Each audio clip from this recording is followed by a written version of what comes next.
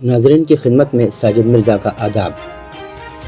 اسلام مخالف اور مسلمانوں کے خلاف ہمیشہ نفرت انگیز مواد نشر کرنے، اعلیٰ تعلیم یافتہ مسلم نوجوانوں کے تعلق سے افواہات و مغلظات بکنے والے سدرشن چینل کو مولانا ارشد مدنی نے ایک انٹرویو دیا ہے، جس کے خلاف مسلمانوں میں شدید غم و غصہ ہے۔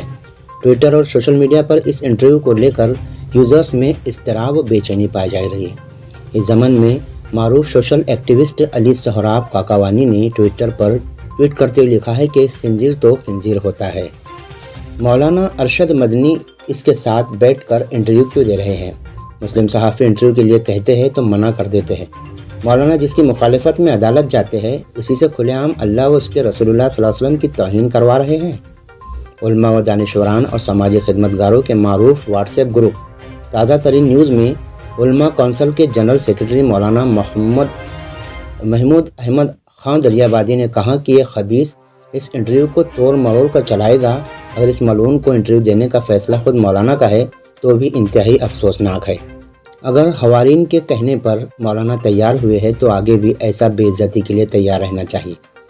میرا تجربہ تو یہ ہے کہ ایسے بدماش اینکر کے لیے مولانا محمود مدنی کو آگے کرنا چاہیے تھا، مگر برا ہو اندھ بھکتی کا۔ ممبئی اردو نیوز کے ایڈیٹر شکیل رشید نے لکھا کہ جاہلوں سے بچنے کے لیے کہا گیا ہے، اور یہ حضرت ایک مہا جاہل کے سوالوں کے جواب دینے کے لیے ساری امت کی عزت کو داؤ پر لگا رہے ہیں۔ سچ ہے، آج کل ان کے تمام زعفرانیوں سے خوب نبھ رہی ہے۔ مولانا اطہر دہلوی نے لکھا کہ مولانا ارشد مدنی صاحب کو اس جاہل اور کھلے مسلم دشمن سے ملاقات نہیں کرنی چاہیے تھی۔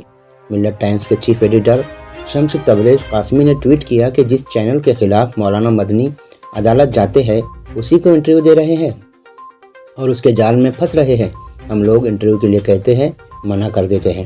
آج کل مسلسل مولانا سنگی چینلوں اور اخبارات کو انٹرویو دے رہے ہیں۔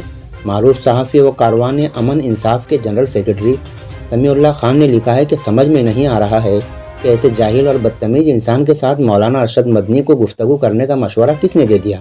جب سے سریش کے ساتھ بحث کرتے ہوئے مولانا ارشد مدنی کی ویڈیو سوشل میڈیا پر آئی ہے، تب سے حساس مسلمان تڑپ اٹھے ہیں۔